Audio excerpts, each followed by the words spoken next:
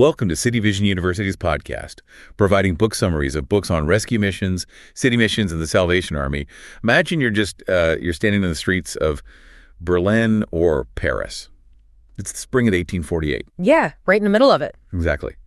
And the air literally smells of gunpowder, like burning wood. There are these massive barricades made of torn up paving stones. Overturned carts. Yeah, overturned carts, furniture, just completely blocking the main boulevards. You've got tens of thousands of factory workers, students, displaced craftsmen clashing in the streets. Entire governments are just collapsing. It's wild. The monarchies are terrified. You have this massive continent-wide wave of revolution tearing through Europe, and it's driven by a level of urban poverty and systemic inequality that, quite frankly, the world has just never seen before. It really was an absolute breaking point for Western civilization. I mean, the Industrial Revolution had reached this fever pitch, and it was fundamentally destroying the old agrarian social order. People were fleeing the countryside. They're cramming into these rapidly expanding, deeply unsanitary industrial centers, working these brutal 14-hour days and finding absolutely no social safety net waiting for them. So the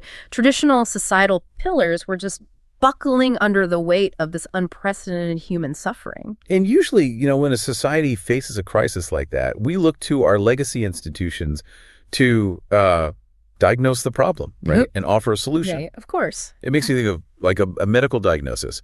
You break your arm, the x-ray shows that jagged white line, and the doctor just points to it and says, "There's the problem. Let's set the bone." Yeah, it's clear. We expect precision from our institutions. We expect them to have the tools to read the situation. But that expectation relies on the machinery actually working. And in 1848, the institutional x-ray machine was completely broken. Just totally shattered. Yeah. State governments and state churches, they were staring at this massive social upheaval, the extreme poverty, the institutional collapse, and the diagnostic landscape was entirely murky to them. They didn't know what they were looking at. Exactly. They couldn't just point to one broken bone because they were looking at a systemic, total body crisis. Their outdated diagnostic tools simply couldn't comprehend it. Which is really the perfect entry point for the mission of today's deep dive. We're looking at a text born right in the middle of that smoke, those barricades and those muddy diagnostic waters. A crucial text. It really is. It's a foundational document in the history of Christian social work and rescue missions. It's a memorandum written by Johann Hinrich Wichern. Right. And he largely drafted it during that absolute chaos of 1848 and 1849, though it was formally published in this version in 1889. And the title is Die Innere Mission der Deutschen Evangelischen Kirche, or for us, the Inner Mission of the German Evangelical Church. And Wichern is just an incredibly important figure. He's heavily associated with a place called the Rauhes House in Hamburg, which I know we'll get into later. Oh, we definitely will. It's fascinating. But our goal today is to uncover how these 19th century reformers responded to a world turning upside down. We're going to examine how they looked at massive social upheaval, extreme urban poverty, the rise of ideological radicalism, and they realized they had to fundamentally reinvent how the church interacted with the marginalized. Because the old models of charity and outreach had catastrophically failed. Exactly. They had to build something entirely new from the ground up. And the stakes here are incredibly high for you listening today. Whether you're studying the origins of modern nonprofits, or you're interested in urban ministry, or if you're just fascinated by how giant legacy institutions adapt to massive societal crises, this text is just a masterclass. It really is a blueprint. Yeah. Think about it like a house. Imagine you realize your house's foundation is rotting and sinking into the mud. Not a good feeling. No. But inside the house, all the traditional authorities are sitting around the dining table arguing about, the color of the roof. Right. Completely ignoring the structural collapse happening right beneath their feet. Exactly. And the Inner Mission was a movement of people who decided to stop arguing, walk out the front door, get down into the mud, and fix the actual foundation before the entire house collapsed on top of them. And to appreciate the sheer audacity of getting down into that mud, we have to look closely at the catalyst of this crisis, because the text doesn't shy away from the horrific realities of the mid-19th century. Such a good start. Very. Wichern repeatedly points to a massive social disconnect. He documents the meteoric rise of atheism, political radicalism, and this profound, grinding urban poverty. He uses this chilling phrase to describe the societal divide. Oh, the Besitz and the Unbesitzlis. Yes. The possessing and the dispossessed. The haves and the have-nots. But dispossessed carries so much more weight here, you know? It wasn't just that these people lacked money. Right. They were stripped of their land, their ancestral trades, their family structures, and their dignity. They were entirely alienated from the actual means of survival. There's a quote in the source text that paints such a bleak picture of the institutional response to that alienation. Wichern writes, Die Obrigkeiten machtlos geworden, die Kirchen verstummen, which translates to, the authorities have become powerless, and the churches have gone mute. They're speechless. And the dual nature of this crisis, it really can't be overstated. It was, of course, a crisis of material poverty. The slums of cities like Berlin and Hamburg, they were breeding grounds for cholera, typhus, starvation. Just horrific physical conditions. But Wichern was diagnosing a deeper pathology. It was a profound cultural and spiritual alienation. The working classes didn't just feel physically hungry, they felt utterly abandoned by the institutions that had historically claimed to be their protectors. And I'm trying to wrap my head around this concept of the church going mute. Because if you look at Germany in the 1840s, the state and the church were deeply intertwined. Oh, totally enmeshed. Yeah, they were incredibly powerful, heavily resourced legacy institutions. They had massive cathedrals in every major city. They had political backing. So how does an institution with that much entrenched power suddenly become paralyzed and speechless? Well, that's the thing. The power was an illusion based on an obsolete map. Their entire operational model, from taxation to pastoral care, it was built for an agrarian, feudal, or early modern societal structure. Ah, okay. Let's look at the parish system, right? In a traditional rural village, the parish system is highly effective.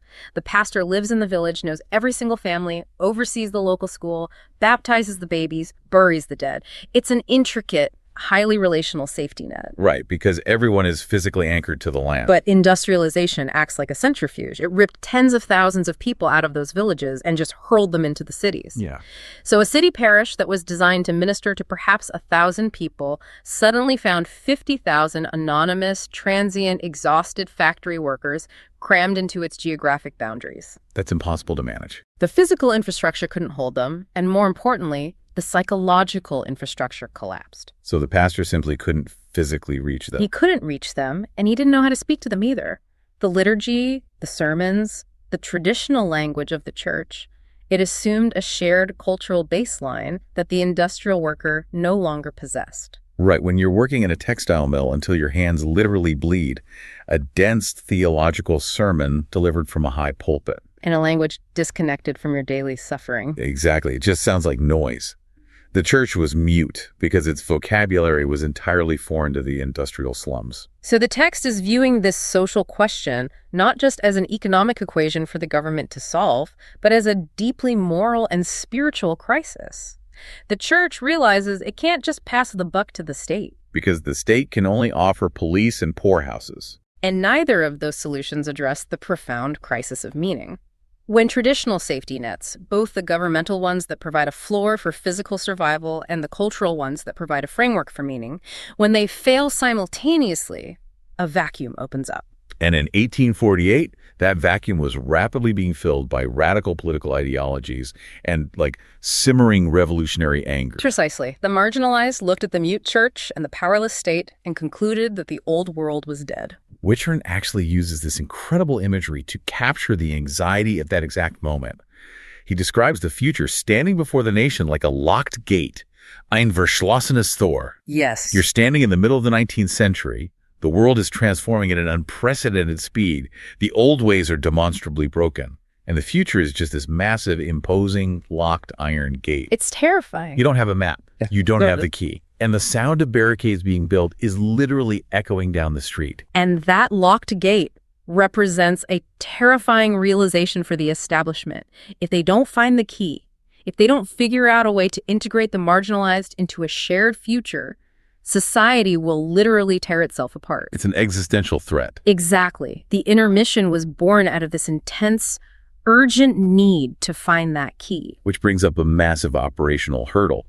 If the state is powerless and the traditional ordained clergy are completely overwhelmed by the sheer volume of the urban poor who is actually going to do the rescuing, Like, where do the boots on the ground come from? Well, Wichern and the Intermission, they solved the manpower problem by executing a radical operational pivot.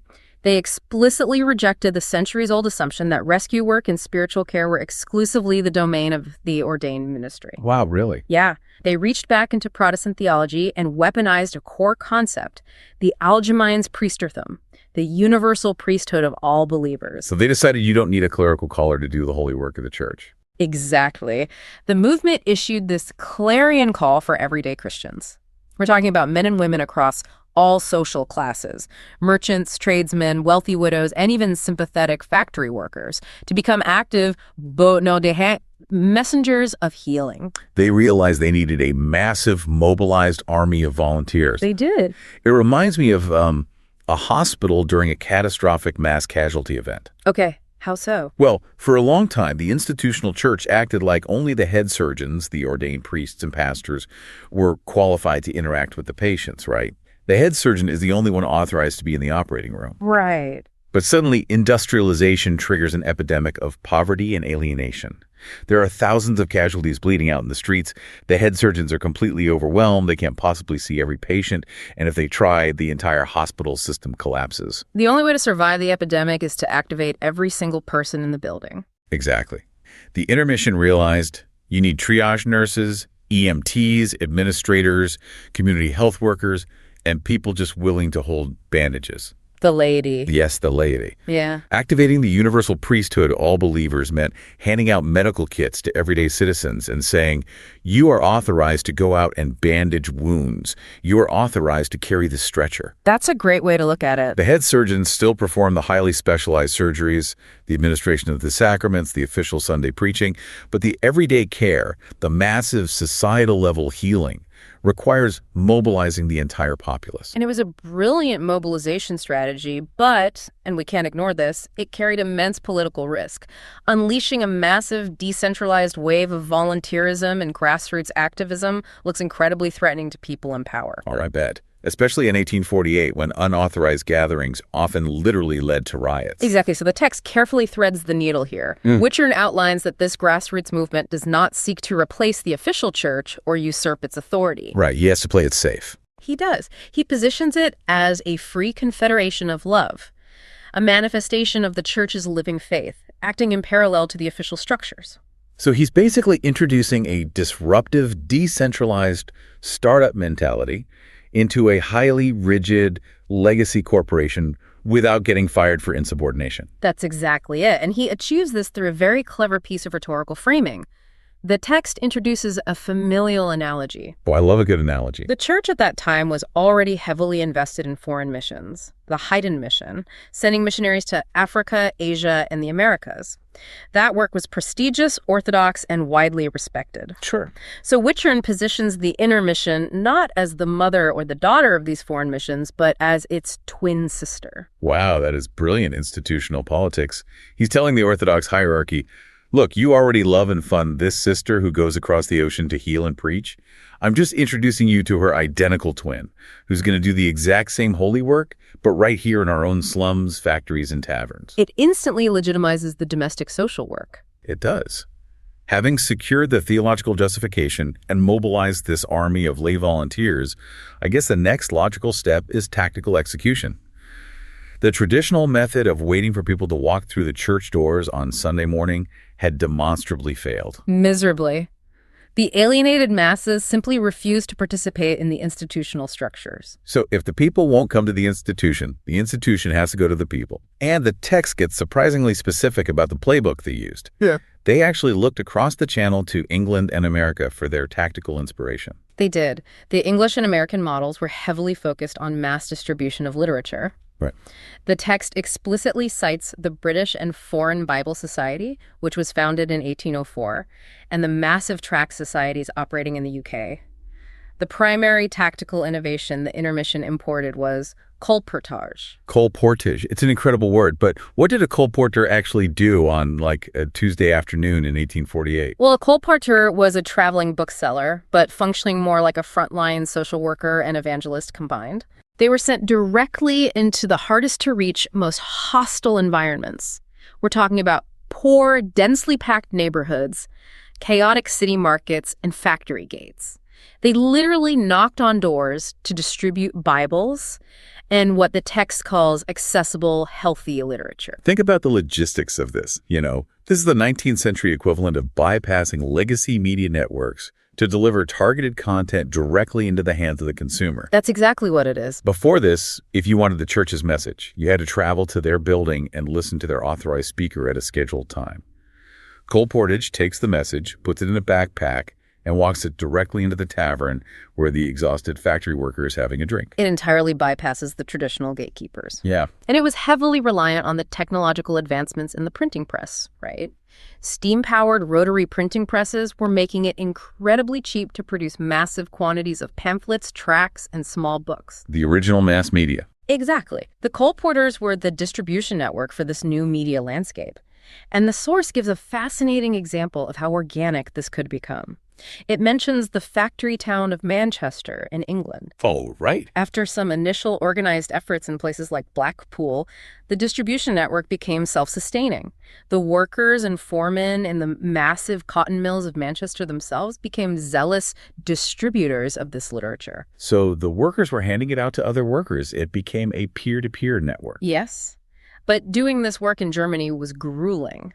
The text does not romanticize the experience of the colporteurs. They met intense mockery, outright rejection, and a deep, cynical apathy. I can imagine. You have to imagine walking into a slum where people are exhausted, angry, and deeply suspicious of anything connected to the establishment.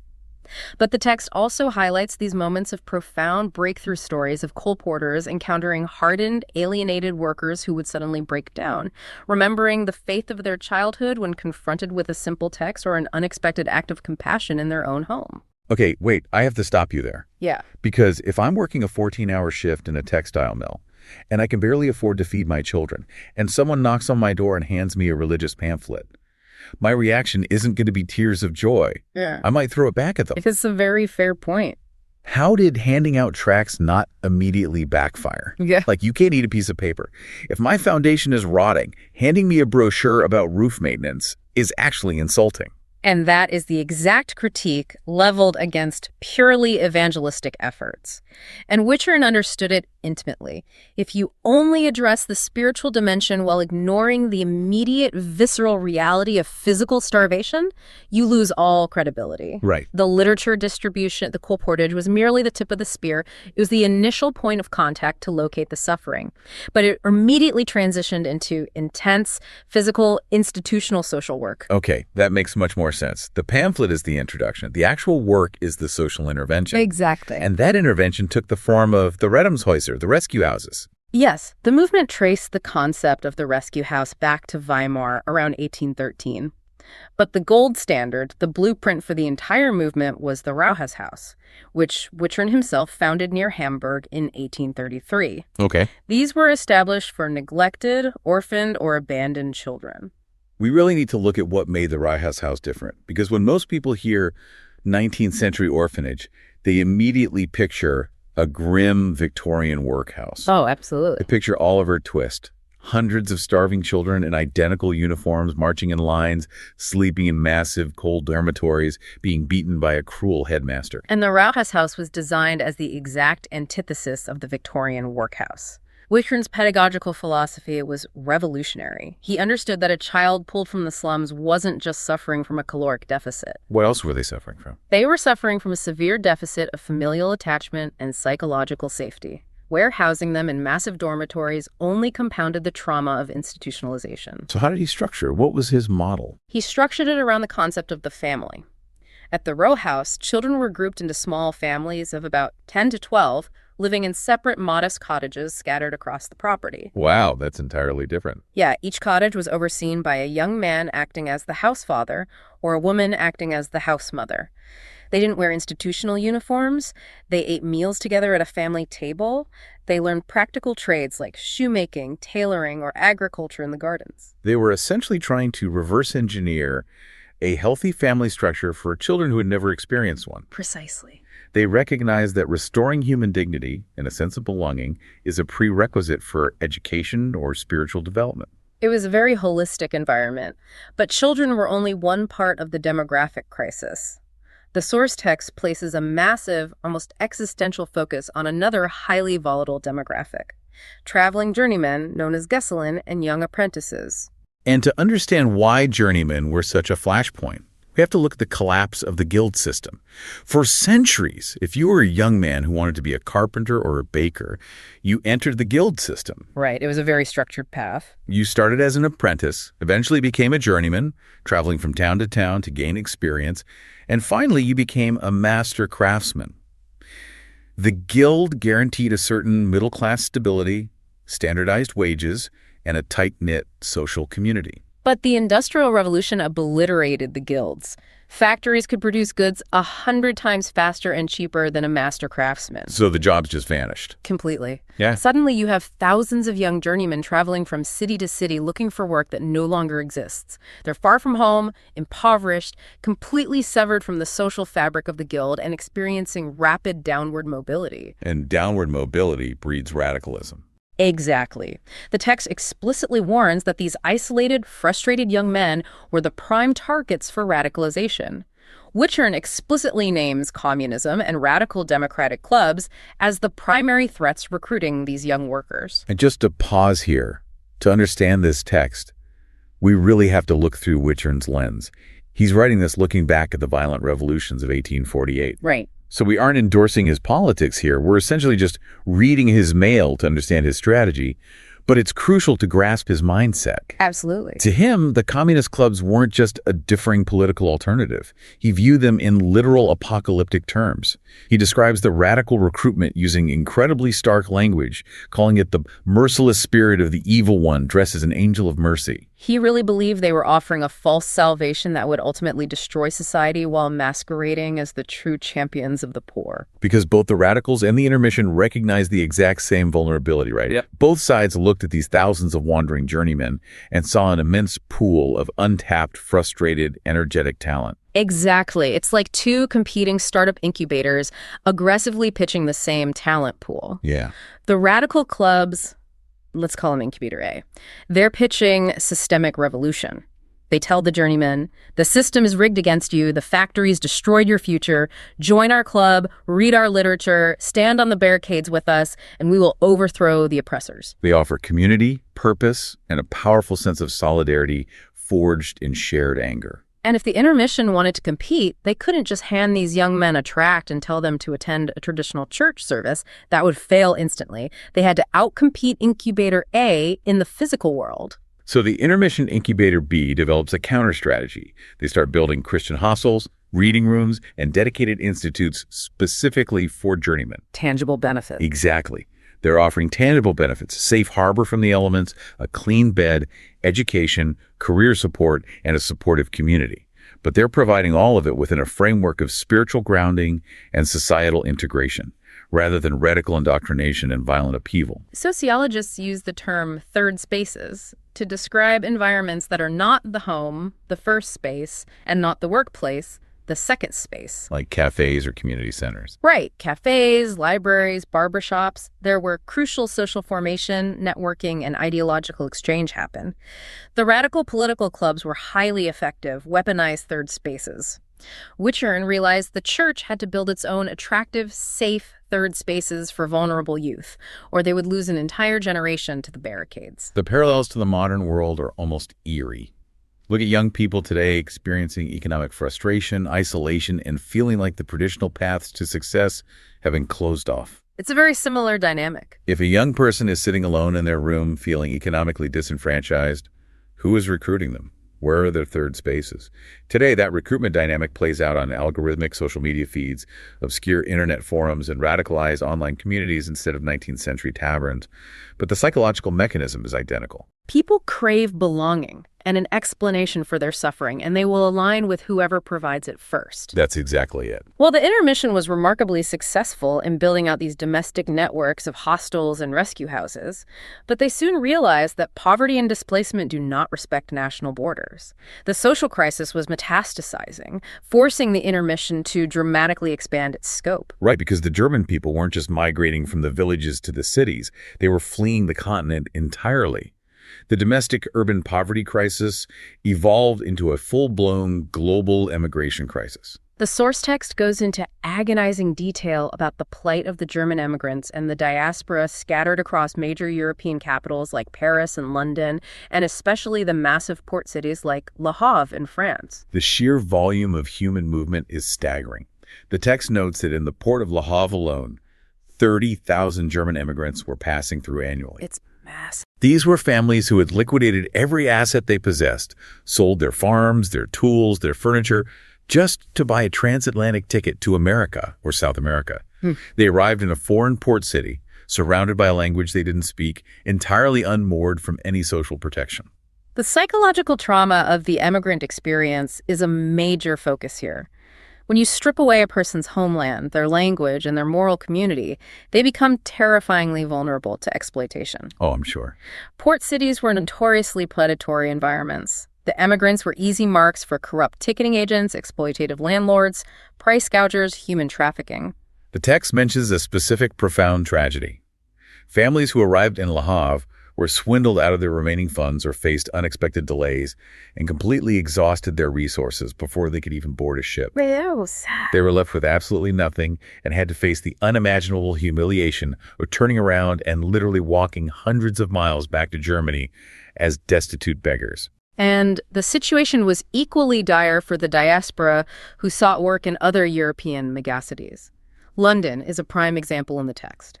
There were actually 5 German Evangelical churches operating in London at the time. Well, 5 churches sounds like a decent amount of infrastructure. It would be for a stable population. But London was a sprawling, chaotic metropolis absorbing a massive influx of desperate German laborers. Right. The sheer geographic sprawl and the massive numbers made it physically impossible for the official pastors of those 5 churches to track, let alone care for, the influx. The result was severe moral and physical decay among the diaspora. They were swallowed whole by the slums of London. So how does the German reform movement, already stretched thin, dealing with poverty and radicalization at home, respond to a crisis happening hundreds of miles away in France and England? By essentially inventing the framework for modern international NGO work. Yeah, the Intermission recognized that they had to deploy their resources transnationally. They began dispatching their colporteurs, special agents, and literature to these foreign ports and capitals. They realized that waiting for immigrants to fail was unacceptable. They had to intercept them and provide holistic care before they boarded the ships and be there to catch the diaspora falling through the cracks in places like London and Paris. But logically, from the perspective of a stressed 19th century church leader, why pour precious resources, sending agents, paying for their travel, printing literature into people who are actively abandoning your country?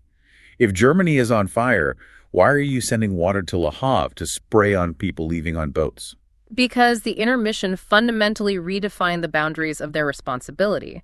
They did not view the nation or the flock as a geographic box drawn on a political map. I see. To Wichern, the German diaspora was a spiritual and cultural community that required tending regardless of where they physically stood on the globe.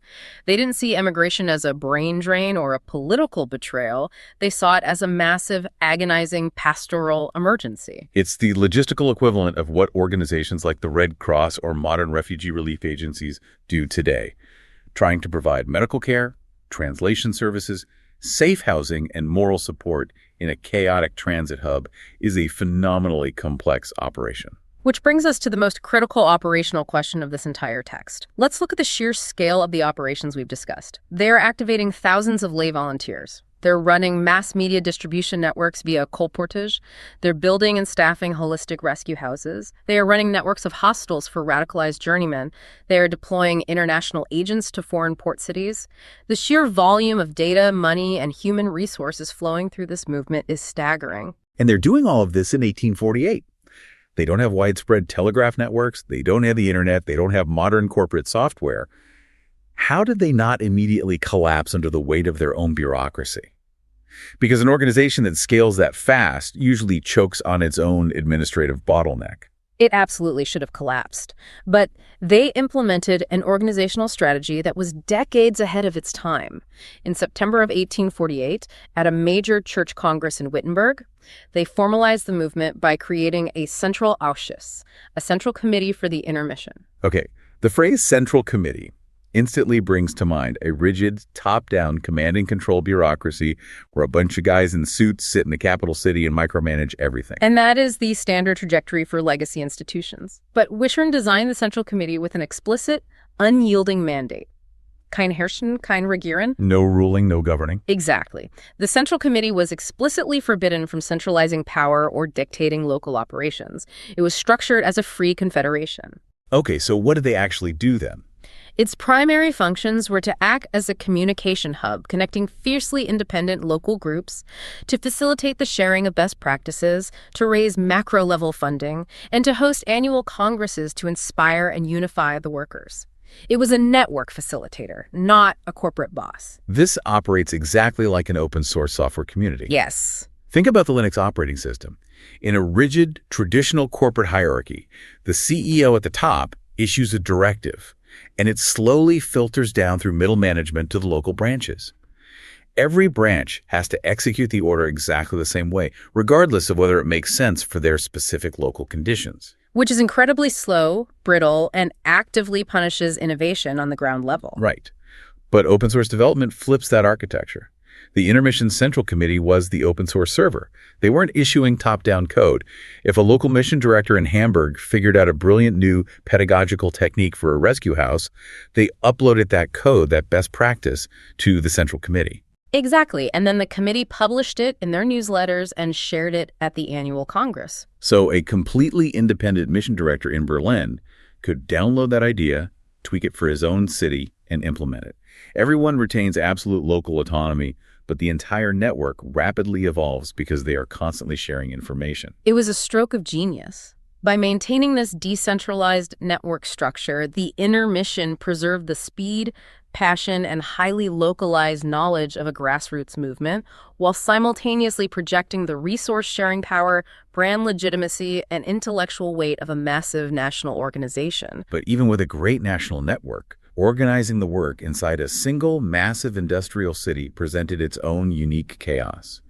And the text introduces one more crucial structural innovation to solve that: the Stadtmission, or the city mission. The Stadtmission was born out of a realization that the parish system's geographic boundaries were worse than useless in an industrial metropolis. They were actively hindering the work. How? Before the city mission model, you had fragmented, highly isolated efforts. A pastor in one neighborhood would try to launch a soup kitchen or a Sunday school for the poor in his specific square mile, completely disconnected from a women's charity group doing similar work 3 streets over in a different parish. Which is madness when you're dealing with transient urban poverty. Yeah. A homeless journeyman might cross through 3 different parish boundaries in a single afternoon looking for a job. Poverty behaves like a flood. It doesn't respect the invisible lines drawn on a church map. The Stadtmission model fundamentally shifted the paradigm by treating the entire city as a single, unified, living organism, a unified battleground. It functioned as an umbrella organization that united these disparate local charities, women's groups, individual parishes, and colporteurs into a cohesive, coordinated force. This is the exact blueprint for modern federated charities, like the United Way, or how the modern Salvation Army organizes its city commands. They understood that you absolutely need a macro-level view of the city to deploy resources efficiently, to know where the greatest needs are, and to avoid duplicating efforts, even while the actual face-to-face work of compassion still happens on a micro, highly relational level. They were brilliant organizational architects building systems of compassion capable of scaling to the magnitude of the Industrial Revolution. And that is the ultimate genius of Wichern and the Intermission. They weren't just well-meaning philanthropists handing out bowls of soup. They analyzed the structural collapse of their society and built an entirely new architecture of care to replace the one that had failed. Let's synthesize the incredible journey we've been on today. We started by dropping into the absolute chaos of Germany in 1848, a society fracturing under the immense pressure of industrialization, exploding urban poverty, and violent political revolution. The traditional institutions, the X-ray machines of society, were completely broken. The state and the church were paralyzed, arguing about the roof while the foundation was swallowed by the mud. And the Intermission's response was a total radical reimagining of how an institution operates in a crisis. They didn't double down on traditional authority. They decentralized it. They empowered everyday people to become the frontline workers. They adopted the most cutting-edge media distribution tactics of their era, bypassing old gatekeepers to deliver their message directly to the people. They understood that trauma requires holistic healing, building family-style rescue houses instead of grim warehouses. They recognized the ideological battle for the youth and built third spaces to outcompete radical clubs. They tracked the marginalized across international borders, and they managed this entire sprawling, chaotic effort through an open-source, decentralized network. The ultimate counterintuitive insight here is how a legacy institution actually survives a revolution. The 19th century church did not survive the Marxist uprisings and the collapse of the agrarian world by clinging tightly to its traditions or fortifying its cathedrals. Right. It survived by adopting the subversive, decentralized, grassroots distribution tactics of its perceived enemies and weaponizing them for compassion. That is the AHA moment. Survival requires bypassing your own gatekeepers. So, I'm going to leave you with a final thought to mull over. The pioneers of the intermission looked at the terrifying, unprecedented changes of the Industrial Revolution. They stared right at that locked gate of the future, and they decided the only way forward was to step out of their safe legacy institutions and walk directly into the chaos. Yeah, they really did. Look around at the massive technological, economic, and social shifts we are living through right now today. We're living through our own industrial revolution with AI, automation, and deep social alienation. We have our own muddy waters and our own locked gates. Who are the colporteurs of our era? Who is taking the message directly to the isolated and the angry? And what kind of rescue houses are we building for those being left behind by our own modern revolutions? So the blueprint is there, but every generation has to figure out how to build the house. They really do. Thank you so much for joining us on this deep dive into the mud and the architecture of the intermission. We will see you next time.